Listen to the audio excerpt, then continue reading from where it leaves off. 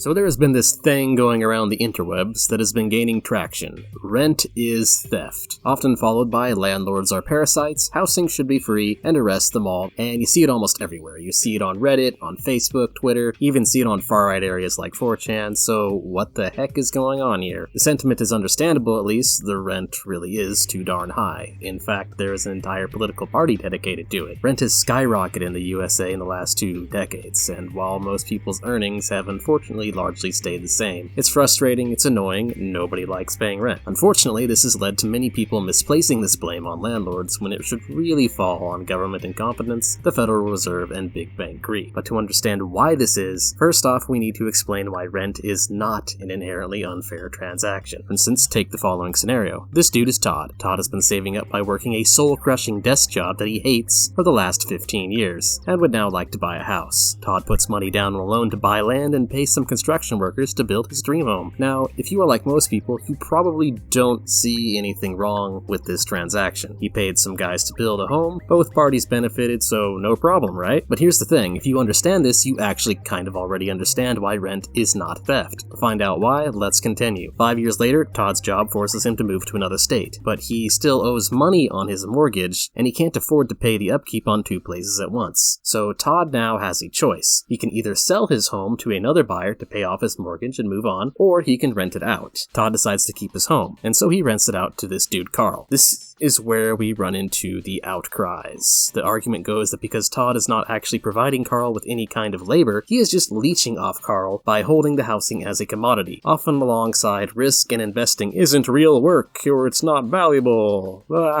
Except that statement is total nonsense. And to find out why, well, first off, investing absolutely is valuable because if Tom didn't invest into paying the construction company to build the house in the first place, then Carl wouldn't even have it as a place to rent because the house wouldn't even exist in the first place. Todd is therefore just a proxy for the construction company, as they would have no incentive to work to build his house for free. That's why if you understand why there's nothing wrong with that transaction, you in a way understand there's nothing wrong with this transaction. It's similar to if you had bought a car and then 5 years later decided to sell that car. Then some prospective buyer comes along and says, hey, you weren't the specific worker who put in the labor to build that car, so you should hand it off to me for free! It's completely ridiculous, and ignores the obvious fact that car manufacturers wouldn't build cars if people didn't buy them. The entire point of money is as a trade medium so that people don't have to be the specific person to provide the labor for every single transaction. Imagine how annoying and inefficient that would be if we did have to do that. Also, moving back to Todd, he actually did do work. He was only able to put money down to start that investment into this house because he was saving up for years from his actual job. Should Todd have also done that work for free? This is the general problem with saying that things of value should be provided to you for free. It isn't actually free. Somebody eventually down the line has to pay for it or do the work for it. The fantasy of free rent would therefore not really be free. Somebody would be paying for it. Then there is risk. Risk itself isn't actually work, but it is absolutely an important factor in work, and to ignore this is insanity. For instance, if you are a farmer and don't consider the risks involved with a bad harvest, what happens to your harvest? Oh, yeah, that happens. Risk association itself is very valuable, which is why people will pay others to take it instead of themselves. Think about it. If risk had no value at all, the entire insurance industry wouldn't even exist, as their entire business model is around others paying them to take on risks that their clients do not want. So saying that risk doesn't equal work is completely missing the point. But let's say you still aren't convinced, and hypothetically you could make charging rent illegal. What would happen? Well, it would quickly become a buyer's only market since you would lose money on the upkeep letting others stay on your property rent-free. So people like Todd, rather than having a choice to rent out or sell, would effectively really only have one choice. They would just sell their home. Todd would just sell, and Carl wouldn't have a place to stay. What about apartment complexes? Well, that's even worse. The construction and management of apartments are generally supported by an entire team of investors. They would have no incentive to continue this at all, so they would liquidate whatever property they have left, and no one in their right minds would build new ones in a market where rent is considered illegal.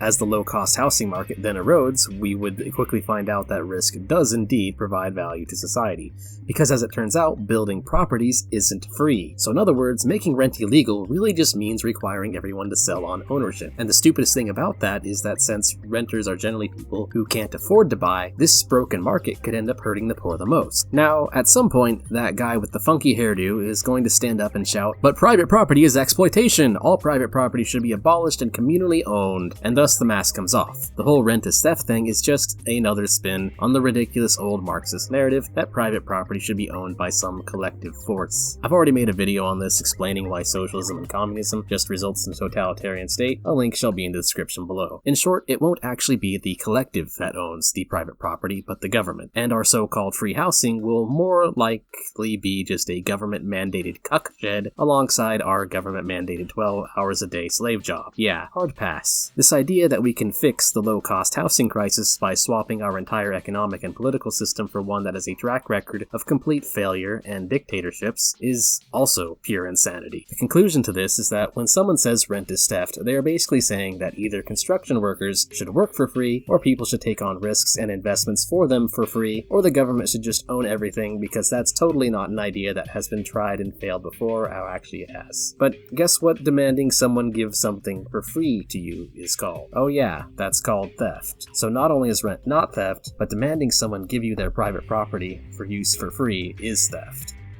So now that we've gone over why rent is not theft, that leaves us the question, if it's not the land chads who are at fault for the housing crisis, what is? To some degree it's pretty simple, supply and demand. Ever since the housing crisis of 2007, brought on by banking greed and government ineptitude, the housing market has been in chaos. There isn't enough supply of housing, despite very large demand, therefore price goes up, pretty simple. So why is it then that the supply does not rise? Why don't people just invest into more construction? After all, the best time to get into business is generally when there is a demand for it. Well, that's where we run into the wall of failure. It's not any one person or agency's fault, but rather multiple layers of government overreach, incompetence, and corruption. First off, you have the government disincentivizing the construction of low-cost housing with ridiculous fees that must be paid to start any new development. These fees can easily reach into over $100,000, and for apartments, these fees are often on a per-unit basis. This isn't the cost of construction, this is legit just the government telling you to pay up. There are also zoning laws and community restrictions that are often overzealous and unnecessary. Then, from the side of incompetence, the permit process for new development from cities is often ridiculously slow and inefficient,